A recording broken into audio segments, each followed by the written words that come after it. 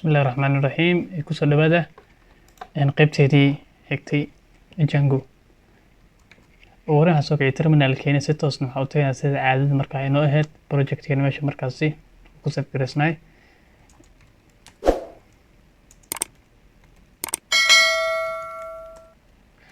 أوكي مركز في درنا حكون جرت لبش ENV ويب سايت ENV وحين environment كيني سي active جرينا مركز فعلينا صوصي ENV bin slash activate ayaleenay aragtaa meeshan wuxuu noqday active ayuu noqday waxaan gudaha u galaynaa markaas website-ka ayaan gudaha u galaynaa okay website enter leenay haddii aan fiirino oo ls dhahno waxaa ku jirta markaas blog database-keedii static-kii wixii aan markaas aan sameynay iyo templates-keenii uu nagu dambeeyay okay haddii Visual Studio Code aan ku kiciyo waxaa leeyahay oo kaliya code kadibna dot ayaa leeyahay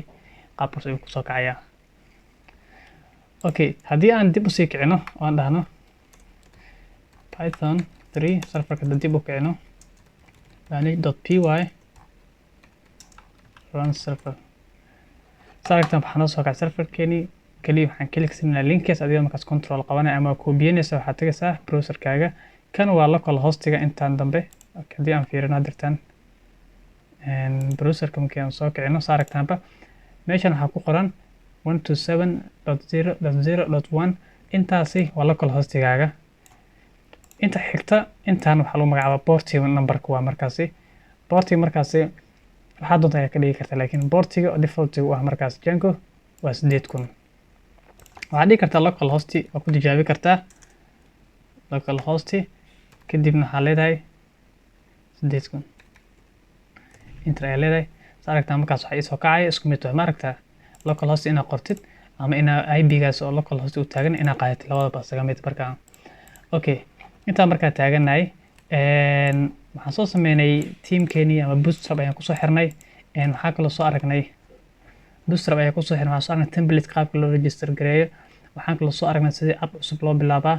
haddii aan fiirino meeshan waxaan soo sameynay app cusub oo lagu magacaabo blog kan waa app cusub si app cusub u sameysid hore waxaan u soo sheegnay haddii aan joojino serverkeeni control C ayaa leedahay waxaan sameynaysaa waxaa leedahay markaasi python 3 manage.py start app ayaa leedahay kadibna appka waxaa sheegaysaa magaciisa ayaa sheegaysaa waxaa u bixi kartaa blog posts wixii markaas adiga jeceshahay ayaa u bixi kartaa okay maadaama anaga appka nagu sameysan yahay oo lagu magacaabo markaas blog fadlan sida marka aan u qor haddii kaleeto waxaa laga yaabaa blog qaabkan inaan u qor adna g wax kale ama inaad raacisid hadhow isku wareerna markaasi cilad badan ku qabsato mar waxaa fiican marka koowaad tutorialska aan qaabka u socdo inaad u raacdid wixii ka dambeeya markaasi adi in ku dabaqdid baahidaada ama sida appkaas adiga u jeceshahay u isticmaashid okay waxaan soo sheegay appkan markii la abuuray waxaa leedahay python 3 ayaa leedahay kadibna haddii aad Windows isticmaashid fadlan 3 kare python oo kaliya lehtaa hore u soo sheegay .py start appkan waxaa lagu magacaabaa markaasi blog enter ayaa la intaas markaas sameysid meeshan waxa ka soo baxa hadda enter dhaho maxaa dhacay wuxuu leeyahay blog mujeda blogkan hore ayuu u jiray python modulekan hore aan u abuuray saaragtan blog hore ayuu sameysnay marka la tigama yeelay markaasi magac kale inaad doorto mooyaane marka intaas leedahay enter leedahay kadib waxa ku soo bixi doona bloggaas waxa kale oo soo sheegay bloggan markaas sameysid waxa u baahan tahay setting inaad ka soo diiwaangelisid setting ay ka soo diiwaangelinaysaa waxaad tagaysaa markaasi website-ka tagaysaa meesha setting ku dhex yaalo setting-ka tag qaybtan hoos ay u bixaysaa appska installed appska meeshan waxaa raacinaysaa markaas app name-ka muxuu noo app name meeshan waxay noo aragtaanba blog hadduu wax kale ahaa lahay blogs hadduu ahaa lahay meeshan wax ka dhigi lahayd blogs ay ka dhigi lahayd laakiin hadda waa blog oo kaliya ku dhaafeynaa okay inta kaleeta markaasi waa nadiif waxba kama taabanaysa intaan hore usoo aragnay sida oo templateska loo diiwaangeliyo qaybtan waxaa ku saran static si loo diiwaangeliyo oo bootstrap iyo wixii lamid static anaga isticmaalayno okay maanta waxaan aragnaa wax lagu magacaabo modules ayaan arkaynaa sidee markaasi marka waxaan sameynaynaa markaasi module ayaan sameynaynaa haddii aad dib u fiirisid bloggan ama appkan meeshan waxaa ku jira feelal badan feelashan waan arki doonaa laakiin maanta waxa naga quseeyo waa kan oo lagu magacaabo moduleskaas ayaan markaas aan ugu baahnay ka ayaa klik siinaysaa si default ah markaas waxaa ugu qoran database-ka ayaa markaas la soo import gareynayaa aragtaa model database model kan wuxuu ku qonay markaasi hore waxa soo baratay tusaalaha PHP ama waxyaabo kale markaasi ama hadii aad soo baratay waxaa jirta code marka inta ku diyaarisid waxa u baahan tahay database inaad tagtid MySQL isticmaal ama SQL Server isticmaal ama database kale isticmaal inaad tagto xaqoosbata markaasi database ka inaad soo abuurtid tableski database name-ki wixii dhan inaad soo sheegtid kadib aad soo save garaysid kadib inta ay maadid connection aad samaysid kadibna oo qaabkaas aad soo xirtid taa ayaa la sameeyay balse Django aad ay u sahlan Django uma baahnid database inaad la tacaamushid ama database inaad taabatid lama baahna kaliya waxaa qoraysaa meeshan ayaa moduleska ku qoraysaa in waxa leedahay kadib migrate ayaa leedahay automatic data inta ku qorto waa la bedelayaa tables iyo database wax baa laga dhigayaa kadib qaybta database ayaa loo gudbinayaa sidee markaas loo sameynayaa haddii aad soo baratay Python waxaad taqaanaa class صح class waa taqaanaa meeshan ayaa waxa ku abuurna markaas class ayaa meeshan ku abuurina maadaama anaga waxaan sameynaa block type block maxaa ka kooban block laba shay ka kooban yahay aragta badanaba waa qayb category ah iyo qaybna waa posts ama articles ka email soo galayaan category markaas waxa leenahay si aan u abuurno class ayaa leenahay hore u soo baran qofkii Python soo qaatay casharkaas uu yaqaana kadib maxaa leenahay category ayaa leenahay category ayaa sheegaysaa kadibna waxaad furaysaa bracketkaas laakiin anaga markaas soo barnan classka meeshan empty ayuu ahaa jirta badanaa laakiin maanta waxaan sameynaynaa lagu magacaabo inheritance oo waxaan soo qaadaynaa modules ama database kan ayaa inta soo dhex dhigaynaa sidee soo dhex dhigaa markaasi waxaa sheegaysaa kan magaciisa ayaa sheegaysaa oo waxaa leedahay modules ayaa leedahay modules ka dhahdid kadibna waxaa leedahay okay modules ayaa leedahay kadibna dot ayaa leedahay kadibna dot model ayaa raacinaysaa saaragtaba inta ay ka dhigto qaabka noqonaya classka kadibna class name-ka ayaa la sheegaya kadibna hal soo inherit lagu sameynaya moduleskaasi inta waxa kala duwan markaasi fields-ka ayaa gudaha galaya fields-ka database-ka dhow noqon lahay ama table-ka ku noqon lahay okay inta markaas sameysay si sahlan waxa class kadibna class name-ka ayaa sheegay kadibna kan ayaa markaasi aan soo dhex qaatay waxa dhahan modules.model inta markaas sameeyay meeshan waxa ku abuuraya marka tusaalahan waxa sameysay database kaba soo qaad database kaaga database hadii aan setting hadii aan tagno meeshan website kadibna setting ka tag hoos u meelahan database ka raadi harta database default ayaa meeshan noo sameeyay database default noo sameeyay markaasi waxa lagu magacaabaa DB SQLite ayaa isticmaalaynaa anaga SQLite kan ayaa isticmaalaynaa marka waa bedeli kartaa waxa isticmaali kartaa Postgres ama maxaa la dhahay SQL Server ama SQL database adiga jecesha ayaa isticmaali kartaa balse tan waa default size badan ma qaadanayso aad u kooban tahay marka tan ayaa iska isticmaalaynaa database iyo waxaas asiga ayaa noo sameynayay asiga markaasi tusaale qaadanaya project name-keeni ay ku qaadanayaan markaasi tusaalaha project name-keena the website iyo database wuxuu noqon doonaa wuxuu dhigi doonaa website ayuu ka dhigi doonaa marka inta waxa ku sameynayna waxay tahay database waa taqaanaa database waa table ay ka kooban yahay database name-ka ayaa soo sheegtay arka DB name ayaa soo sheegtay DD wuxuu noqonayaa marka tusaalahan website ayuu noqonayaa website ayuu noqonayaa table ayaa u baahnaa marka table kood maxaa leenahay category tusaalahan waxaan sameynay meeshan category ayaa sameynay table category noqonaya category maxaa gudihiisa gali doona name xilliga la abuuray qoraal kale ayaa meeshaas galaya marka kan waa columns waa table-ka columns ayaa kan uu noqonayaa kan waa table name-ka ayuu noqonayaa kan waa database name-ka automatic ayaa noo sii sameeyay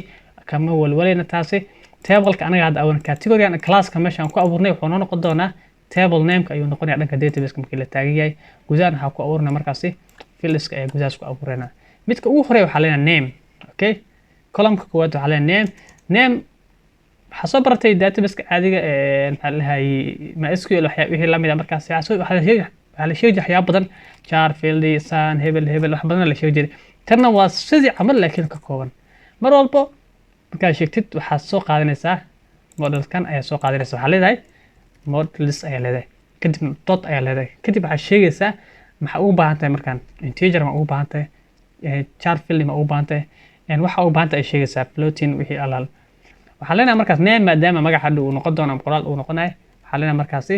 jar field hanuu noqdo mujeeda jar field ayaa leedahay kadibna waxaan furina markaasi bracketkaas jar field-ga daftarkiisa wuxuu ku dhex jiraa moduleskan asaa laga soo import gareeyay methodkaas markaasi gudihiisna waxaa gelinaya markaasi name kan cabirkiisa sheegaysa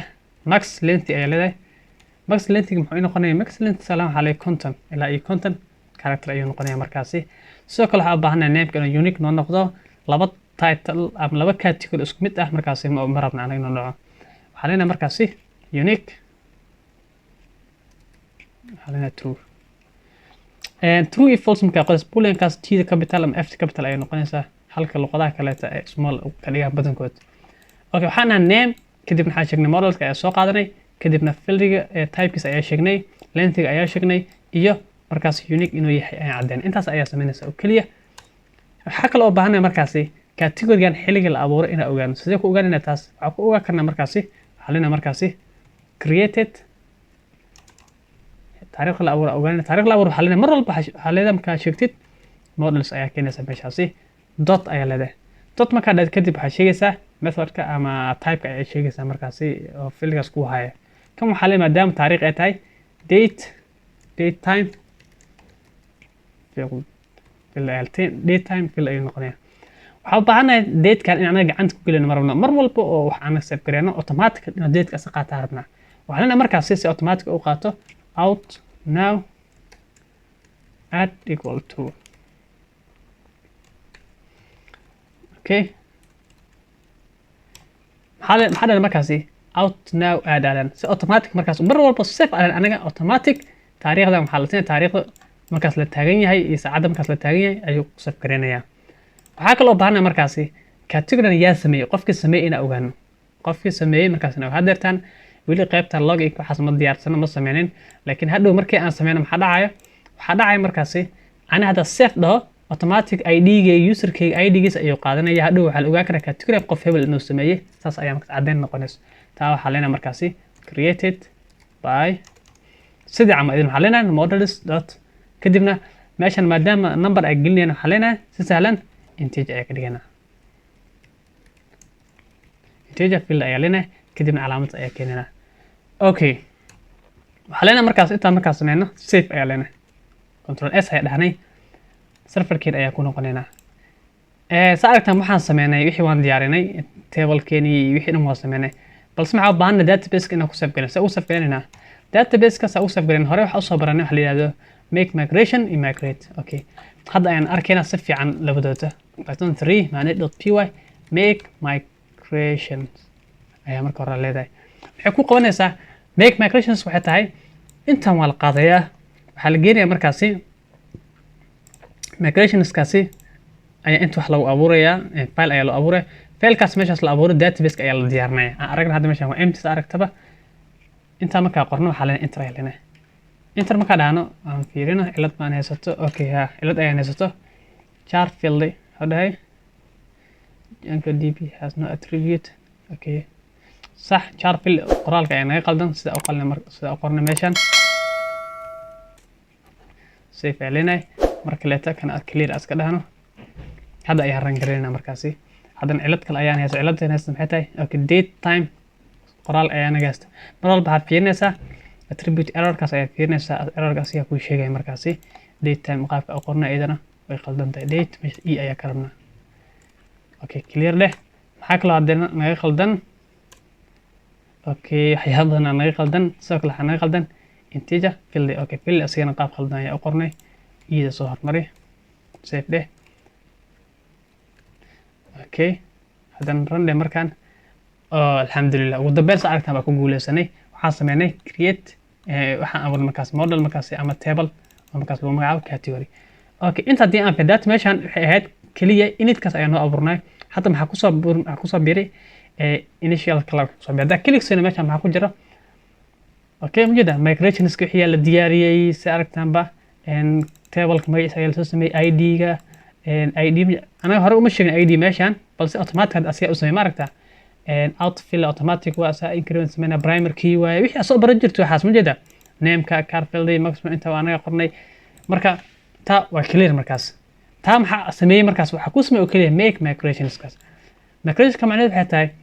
modelki adi aa qortay ayuu qaadayaa wuxuu ku sameynayaa meeshaan file kale oo ku sameynaya oo markaas database oo tableka lagu sii diyaarinay ayuu ku abuuray asigoo diyaarsan ayaa markaas waxaa leedahay python 3 weli database kama geenin anaga hadda ayaan geenaynaa python 3 manage.py kadibna xalinaa migrate ujeeda migrate awooded waxay tahay inay qaado tableka inta anaga ku diyaarinay kadibna database ay geyso inta ayaa leenahay aragtaa maxaa dhahay waxaa la apply gray kan oo block.001 okay initial ujeeda kan ayaa la qaaday okay oo lagu guuleystay okay waa ku guuleysanay sidee ku arki karnaa markaasi waxaan soo kicinaa markaasi serverkeena ayaan dib u kicinaya waxaa leenahay run server okay markii aan fiirino server aan dhahno qaybta waxaan tagaynaa markaasi adminka /admin okay admin user password admin ayuu noo haysaan filayo admin okay si fiican u fiirso meeshaan waxaa noo sameysan kuwan hore usoo baranay waa default asigaa noo sameeyey markii migrate koowaad aan dhehayna anaga userskeeni groupskeeni wixii markaas la xiriiray ayaa meeshaan soo galay okay meeshaan hadda waxaa noo sameysan blog soo aragtaanba app oo blog app walba adiga aad sameysid hadhow markaa database sii geysid inta ayuu ku qaadanaya tusaale ahaan sida haddeertaan kan waa app name waaye authentication kaas waa app name hadhow aniga app blog ayaa noo soo baxayo meeshaan waxaan inoogu qorayn waxaan ogolahay tableskeena waxaan ogolahay groupska userka tusaale aniga waxaan ogolahay category sidee markaas dhinacaas u geey karnaa sida u geeno waxaad tagaysaa waxa ku xiga waa wax lagu magacaabaa admin ayaa tagaysaa qaybta administrationka ama adminka ayaa tagaysaa adminka awoodiis waxay tahay asigana markaasi awoodiis waxay tahay daatada xagga aad kusoo qortay in uu qaado kadibna uu geeyo dhinaca maxaa la dhahay daatada dhinaca oo adminka inuu geeyo waxaa ku qasbanaa marka koowaad in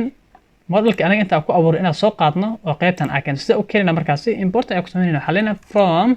kadibna waxaa sheegaysaa app nameka appkaaga magaciisa waa blog dot ayaa dot marka macnaheedu waxay tahay waxa ku sii xiga sii sheegaysaa dot maxaa noogu xigo inta dhex yaala models kadib waxaa leenahay import waxaa soo import garaynaysaa modelka dhexdiisa taagan hadeertaan kan categorygaas ama class namekaaga ayaa kaad soo qaadaysaa ujeeda waxaan dhahanay markaasi blog haddii apps badan ayaa leedahay appka magaciisa ayaa sheegaysaa kadib dot ayaa leedahay kadib waxaa sheegaysaa modelka dhex yaalo kadib model gudihiis maxaa si dhex yaalo waxaa si dhex yaalo markaas category import ayaa kusoo sameynay okay intaas ayaa sameynay aan ku noqonay adminka refresh aan dhahana ma arki karaa maya lama arki karo weli waxba inoo harsan kaliya important ayaa sameynay registration weli ma sameyn sidee markaas register u sameynaa register sa u sameyn waxaa leenahay sahlan admin .site .register register gelinaa qaybtaan dhex waxaa gelinaa markaasi category hadda import aa kusoo sameynay category safe ayaa leenahay intaas ayaa sameynaa safe ayaa maxaa sameynay markaasi ugu horreyn waxaa soo import gareynay category ugu dambeeya hadda aniga soo sameynay kadib waxaan register no register garey qaybta adminka ku diiwaan geli aan ku noqono refresh ayaa leenahay pagekaas hadda sa aragtaan waa empty kaliya hal qayb ayaa ku samaysan okay waxaa noo soo baxay blogs xaguu ka imaaday wuxuu ka imaaday app namekaaga hadduu appka wax kale ku ahaa lahay magacaas ayuu qaadanaya mar walba inta waxaa ku qoran category mujeedaa category hadda anaga aan soo sameynay waayo hataa click siino gudihiisa waxaa ku jira empty waa wax category kuma jiro waxaa leenahay kadib add ayaa leenahay category ama addkaas ayaa taabanaya mid kamid ah waxaa noo soo baxay name iyo markaasi created by qofkii abuuray inta hadda ku noqono meeshaan sa aragtaanba waxaa noo qoran waxaa noo sameysan meeshaan name majeeda category nameka ayaa meeshaas gelinayna category namekaas tusaale waxaa leenahay markaasi technology okay technology aan dhahanay created by hadda anaga default anaga iska gelinayna balse hadhow si automatic ayaa u sameyn doonaa userkayga idgiisa ayay gelinaysaa tusaale userada haddaad tagna meeshaan oo adminka aan doorto adminka idgiisa meeshaas muxuu yahay sa aragtaanba user/admin waa one majeeda waa one haddii kan kaleeta aad dooran lahay isna muxuu qaadanaya markaas wuxuu qaadanaya 3 macnaha 2 maraad tirnay waa 3 kaas okay category had bal ku dareynaa category waxa bixinaa technology qofka sameyn xalinay one hadhow one kaasi marka anaga soo bandhigana one ka waa bedeli karnaa waxa ka dhiganaa qofka magaciisa ay si toos u soo qaadanayna adminkaas ah inta markaas sameeyna waxa leenahay save ayaa leenahay majeeda save ayaa leenahay automatic maxaa dhacay database ay ku save gareeyay okay hadda sa aragtaan maxaa sameynay registration insertion aan sameynay insertion ku caadi ahay maxaa kale awood u leenahay markaasi update inaan click siino update aan ka dhigno ujeedaa kadibna save aan dhahno inaan update gareeno hadda aan fiirno update gareeno sa aragtaanba waxaa awood ku leenahay inaan tirtirno anagoo laba qaab isticmaalayno inaan tick saarno kadibna aan dhahno hadday badan yihiin delete aan dhahno ama inaan select dhahno kadibna delete kan aan dhahno kadib yes aan dhahno confirm aan sidaas ku tirtirno ujeedaa update create delete intaba noo dhammaystiran crowdka functionality oo dhammaystiran ayaa meeshaas noogu samaysan Django adinkaas ay ku fiican tahay uma baahan update inaad samaysid delete insertion waxa dhan ma samaynaysa kaliya maxaa samaynaysaa modelkan ayaa soo abuuraysaa kadib modelkaas ayaa kasoo dhex diiwan database ayaa migrate u leedahay kadibna waxaa import ku samaynaysaa modelkii waxaa dhex keenaysaa qaybta adminka si sahlan inta kusoo muuqanaya waa intaas oo kaliya aad u sahlan tahay okay qaybtan inta ay ku joojinaynaa waxyaabo kale ayaa noo harsan meeshan haddii aan dib ku noqono category cusub haddii aan sameyno markaan waxaan iska leenahay markaasi okay lifestyle qof wiil ayaa sameeyay si fadhan meeshan maxaa qoran category object wax walba anaga asmin object laakiin objectigan id ayuu qaatay id uu qaatay maxay yahay waa two isagana balse meeshan ma rabno anaga inuu ku soo qoro category haddii lacal ay badan yihiin category magaciisa ma naqaan waxaana category magaciisa meesha ku soo sheegna taan waxa ku baran doona casharka xiga meeshan oo category object ay qoranta baabi'in waxa ka dhiganaa lifestyle ama magaca category-gaaga ayaa meeshaas ka soo bandhiganaa fadlan haddii uu video ku caawiyo subscribe comment share like inta samee midna ah hilmaamin walaalkaaga ama jecesha ama asxaabtaada inaad markaas la share garisid aygan si markaasi ay ugu faa'iidaystaan okay inta ay ku joojinaya aad u mahadsantiin